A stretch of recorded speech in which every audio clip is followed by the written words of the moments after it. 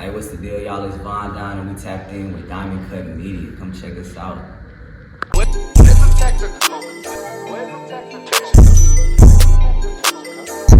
What's good, everyone? It's Tion with Cody, and I'm back with another KUT Media interview. Today we got the West Coast in the building. We got my guy Von Don. What's good, my guy? What's up, bro? How you doing today, bro? Man, I can't complain at all. Okay. You saying this is your second time in the city? Yup, second time. Facts. What brings you to New York this time around? We just doing press, man. We just dropped the album by Don, so we just moving around, tapping in with everybody, showing some love back, just enjoying the city. Fire. How you liking it? I love it. I ain't gonna lie, New York is lit. Especially, it's weed is legal out here, so it's real lit. Facts. Have you been anywhere out here, like any smoke shops, got some weed? I went to dispensary type. Yeah, I went to like 2-3 dispensaries.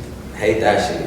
Hate dispensaries, overpriced, weed not that good. I hate that. But one of my homies in Brooklyn, they got a little shop out there, and they hooked me up, and that was fire. So yeah, no complaints as soon as we got there. Okay, bet. So tell the people a little bit about who you are. You know how you got your name, where you're from. I originally got my name. My homies gave it to me. I was just kind of like a perfectionist in the sense that I really like to do things big and professional and just be as on point as possible. Like that's a real big thing to me. I take a lot of pride in that. So my homies just started calling me Don, and it kind of just stuck. So that's where the name came from. And I'm originally from LA, but I moved around a lot as a kid. So I spent a lot of time in Atlanta, Texas, Seattle, Mississippi. I done moved around a lot, but yeah, definitely LA and Atlanta that's me. Okay, but I was about to ask you, out of those different places you've been to, what would you say is your favorite city? LA feels the most like home as far as like being a kid. Like when you think about like growing up and what you experienced as a kid, LA is definitely the most like home. But like where I'm at now is in the dope. Like I love Atlanta. Atlanta's like, okay, dope. We're gonna talk about that a little bit. So when I asked you, you spent like you said your childhood in South Central LA, correct? Yep. So South Central LA a little bit, West Side of Compton a little bit. We kind of just moved around everywhere, honestly. Okay, but I've been to LA 2 times. Yeah. I think I've been to South Central once. So yeah, I like it out there. It's cool. Yes. Had some good food. I think I've been to Randy's Donuts. That counts as South Central, right? Yeah. Yeah, the donuts is fire. You feel me? Sure. Okay, bet. So growing up for you, how was that? Like, how was your upbringing? Only child? You have siblings? I got a lot of siblings. I ain't gonna lie. I don't really know my pops like that, so I was really raised by my mom for the most part. Yeah, I got a lot of siblings. My dad was a rolling stone. So I got a lot of siblings. I got like 3 siblings I grew up with for the most part. My brother, 2 of my brothers and my sister. But I got like 2 or 3 other brothers that I didn't grow up with, but it's still like my half brothers from my pops, and I got sisters. I got hella siblings. So out of your relatives that you did grow up with, where do you fall? Like first? I'm in the middle. Oh, you're middle child. Yeah, so my blood little brother, because my mom only got 2 kids. Okay. So it's me and then my little brother. Okay. So I fall in the middle, but my step pops, he got 2 kids. Okay. My sister and my other brother too. So I fell right in the middle, me and my sister. Fine. Okay, so as a kid, you're moving around a lot to different places. How'd you get into music? I feel like that's the one thing I always just wanted to do. Like I don't really have like a origin story of it. It just was always in my heart. Like, I woke up and I wanted to rap, and my mom was kind of like, "You want to rap?" Like, she's not really into music and whatnot, so she was like, "You want to rap? Like, maybe you should try the behind the scenes shit." And that, which is cool because it makes us money. Like, I definitely do it, but I don't know, just being a rapper, being a star, like that was just always near and dear to my heart, and I get to chase it. So, what age did you realize you wanted to be a rapper? I think I realized it probably like 6, 8, but just being a kid and my mama, we had a lot. It was hard kind of growing up, so we were going through so much, and her not even being able to support that, it was like just kind of a dream as a kid. I never really pursued it, and then kind of in high school, I started pursuing it, but it was just like, it wasn't no support. So it's like, 16 in high school, working a little job, and it's only too much you could do financial wise. But I was an adult where we could, go make the money and do it. In fact, so at the time, who were your musical influences? Oh man, so many people, especially moving around. I feel like I've seen so many different styles. All the way going back like Tupac, Dr. Dre, NWA, that's of course always crazy for me being from LA. Like they did amazing. All the way up until like being in Atlanta, like seeing T.I. in the early days, seeing Future in the early days, seeing Thug take it to a whole new level. Like just all of that, that's all been influences. But I love all type of music. Like I love R&B music too. Like that's actually plays a big part. My mom is huge on R&B. So like I love R&B music.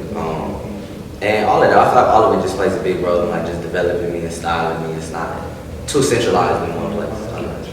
Fire. Who would you say were your favorite rappers or favorite artists at the time?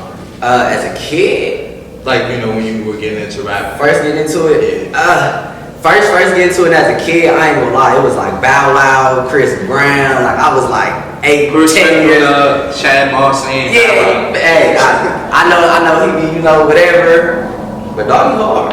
That's a legend. Facts. What? Like Shorty Like Mine and all that? Like Bow Wow was a nigga on me. Bow Wow was a nigga. So yeah, that definitely like Bow Wow, Chris Brown. Of course, just being a kid, you get a little older, like early T.I. for sure. Early T.I. was definitely hard. Ludacris, you know, all of that. Okay, fire. So we're gonna talk about your new project by Dawn. It's a bunch of different vibes on there. I fuck with the project. Appreciate it. How would you categorize the tape? Would you say it's like a rap project, R&B project? What would you say? I feel like it's a mixture. It could put you in a lot of different places, but I feel like it's a vibe to go through all of the emotions together. So when I was making it, I wanted it to be kind of like a short summary to me. It's my first project coming out, and I just wanted people to hear it. And if you never heard me talk, never seen me, you listen from start to finish, you can kind of get a good description of who I am and what I stand for. And I try to make it so you can see me even if you ain't seen me. You heard it, and you're like, okay, I could imagine this type of artist. So it's definitely different things. I mean, we started off with like, the first record was 2 on with Chair, coming in with trap shit straight off the gate. But by the time you get to the end of the project, we got like Through the Entrance, which is like real melodic. We got Say That, which is like for the ladies. Mm-hmm. So, it's a range of vibes, but I think it flows so smooth. You can just press play and get through the whole thing.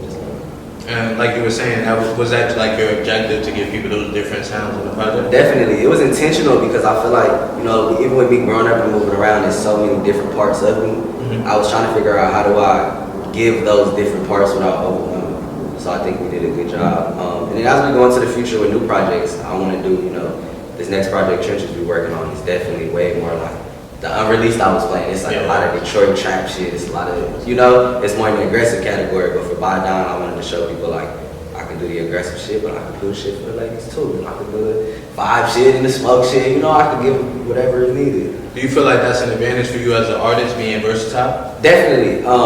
In all sorts of ways. Like I feel like we make a lot of friends like that. Like we'll be in the studio with artist A, like Anycia. We're in the studio with her 3 times a week in Atlanta, but we might be in the studio with R&B artists the next week and making beats for them and doing production for them. And then even me having to rap and do features, like it allows me to open up and just expand. And, it's all business at the end of the day. I do a song with an R&B record, that's a whole different fan base than this trap shit. Right. So, I definitely think it comes with its advantages for sure. Fire. And I want to talk about the cover art for the tape. You actually is that the jacket you use for the cover art? Yes. Fire. So, bro put the track list for his project on the jacket, and he has the jacket on now. Yeah, so that's fire. What was the inspiration behind that? Honestly, I don't know. We was lost with this cover art forever. Like the album was done, and we was trying to figure out the cover art. We had a few different ideas, and I rap about America a lot. I love America. It's one of my favorite brands, especially in New York. I know y'all love America, here for the show. But me and Max just talked about it. We set it up and did the shoot, and I had the jacket on, and it was just like, I don't know. I seen the outfit and the cover. It's like, oh yeah, that look fly. That look like me. And then I'm looking at the back, and I just kind of love the design. But I'm like, how do we make this still represent us? Mm-hmm. And Max was like, fuck it, take all the logos off the back and put the track list, but make it look like it was still sewn onto the jacket as if it was made like that. Fine. For him. So is it sewn onto it, or that was like? Oh no, it was an edit. Okay. I wish it was sewn on. That's hard though. Still hard though. That would be crazy. Okay, bet. So what were your favorite songs off the project? I love them all so much. They do something different for me. Because of the different vibes, it's like, if I'm with a shorty, I'm trying to play Say That Through the Entrance. If I'm in the club, me and Trail playing 2 on off the rip. But I'll say right now, the one I listen to the most is Super Saiyan with Buddha Savage. Because that record, it was not so like, I met Woo with Anycia. We was all in the studio for like 3 days in a row.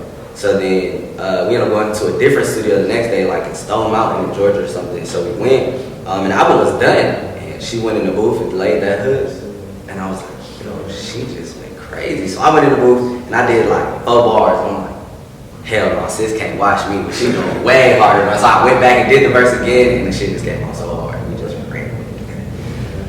Yeah, ladies all over have been going crazy with rap. It's like a woman renaissance right now, right? I love it. Facts. I love it. I'm a big fan, I ain't gonna lie. Women never really had their spot. It was always, don't get me wrong, it was the greats. It was the Nicki Minaj, it was the people in their place, the Lil Kims, but now I feel like it's a market for multiple women to shine, from A-list, B-list, C-list type artists. It's places for everybody to come get their bag and be a star in their own way. So I love it. I definitely love it. Yeah, you play some unreleased, and then you have the songs with the Savage. Like I see you are being intentional, like working with ladies. Yeah, definitely. And I ain't gonna lie, they just, in my experiences, as far as meeting people the first time, like the ladies have just been cool and open to work. Like I'll meet one of the ladies in the studio for the first time.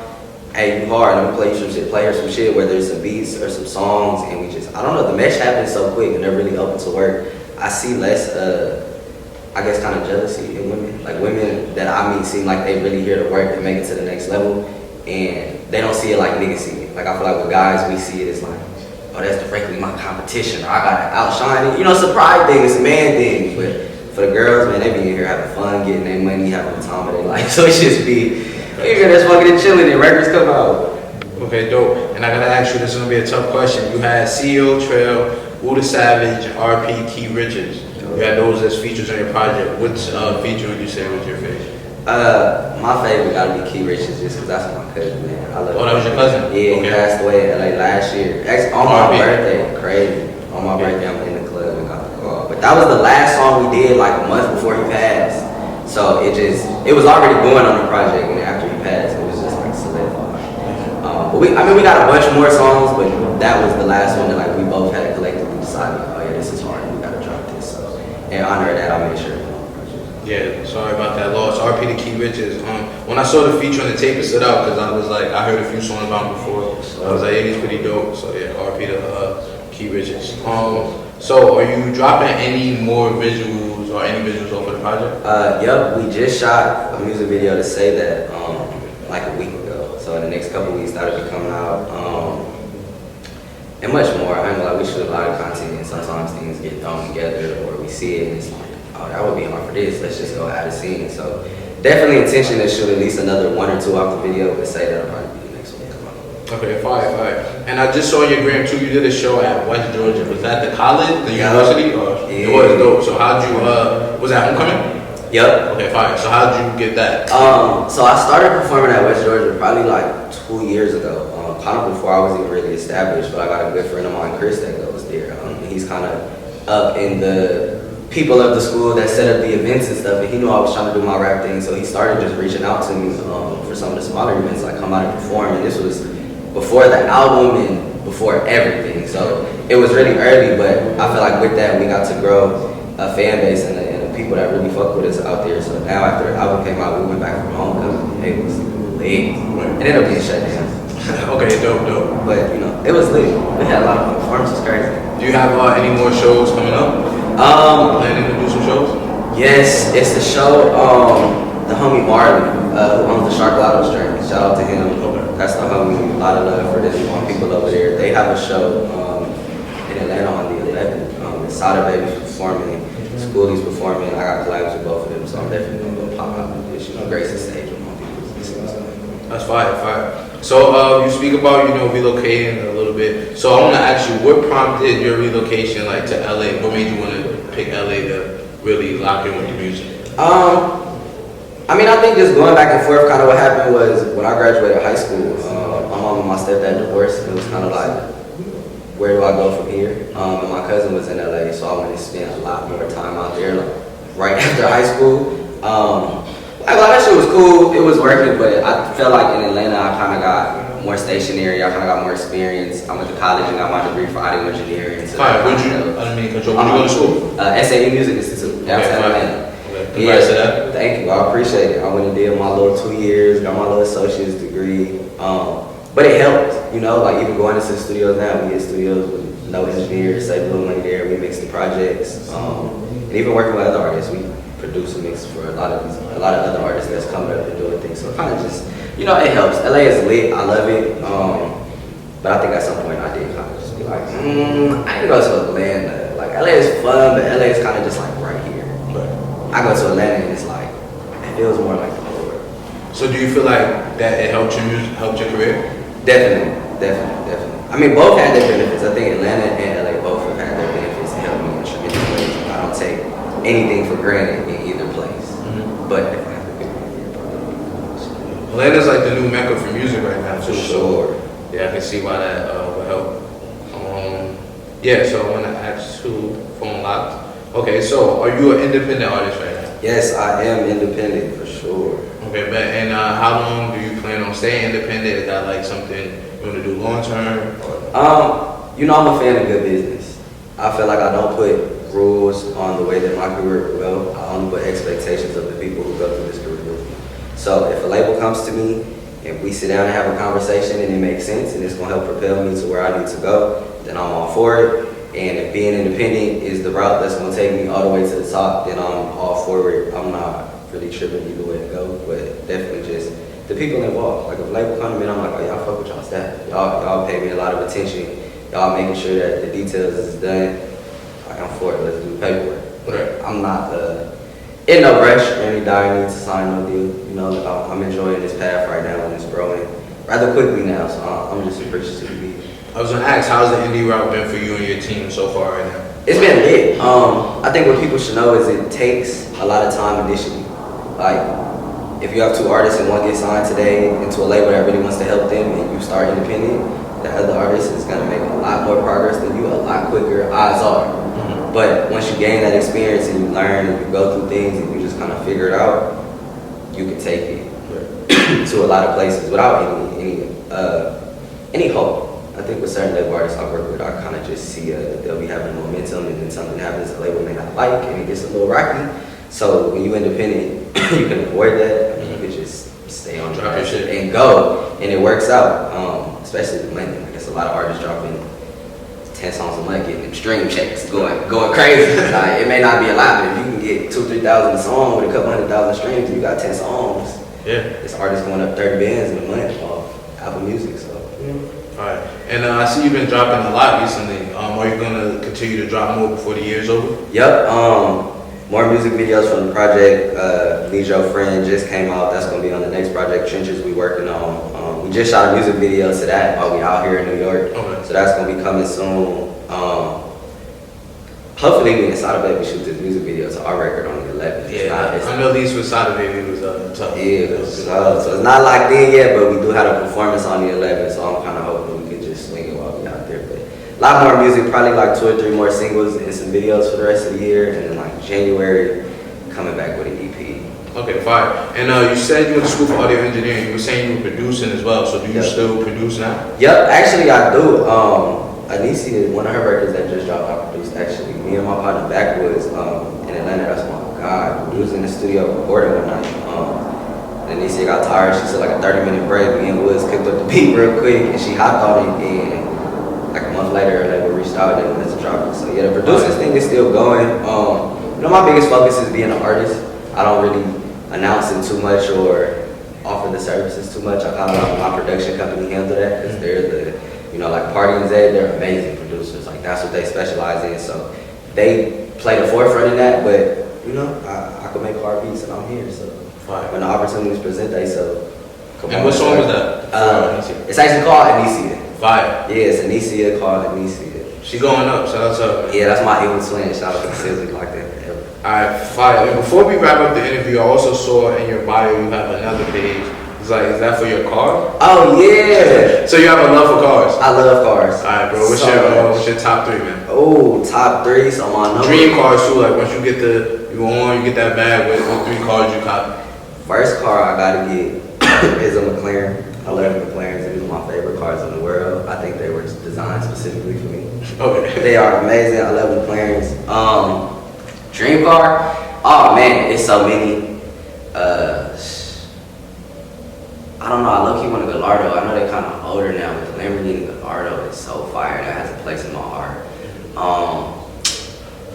And the Zora, the new Corvette Zora, is probably coming out, because I'm a big Corvette guy. I love Corvettes. I own a Corvette C7 Z06 Yeah, right now. That's the yellow one? Yeah, okay, so that's my Z06, and I'm about to get a C8 E-Ray next year. I just placed the order for it like earlier this year, and they're supposed to start building it. So I got an E-Ray coming, but the Corvette Zora that's supposed to come out in 2025, it's probably gonna cost so much, but I gotta have it. You say you gotta have it. I gotta have it. Oh my god, I gotta have it. Yeah, I just want a G-Wagon matted with the all black ones. You know who got a hard G-Wagon that we pulling up to the studio? 30 Rock be coming in his G-Wagon so motherfucking hard. Bro, G-Wagon, that's my favorite car. one of them songs I played, like I think the last one I played, 30 Rock produced, and we did it like a couple days before I came out here. But he would come to the studio in the hardest shit. Like, I was like, damn, nigga, you flexing on my little Corvette. This shit hard. Alright, bro, so I want to wrap up the interview first by thanking you for coming out today and kicking it with us. You, man. Yes, of course. So, yo, let the people know where they can follow you on social media, stream your music, you know? Follow me everywhere on Instagram, Twitter, TikTok, at official Von Don. Everywhere music is on Von Don. Von Don out now, y'all go stream that. Much more new music coming featuring Sada Baby, Anycia, me and CEO Trail out now. Tap music, we going crazy. Yo, shout out to Von Don. Yo, appreciate you. Yo, Diamond Cut Media, another interview in the books. Signing out. Yep, we out of here.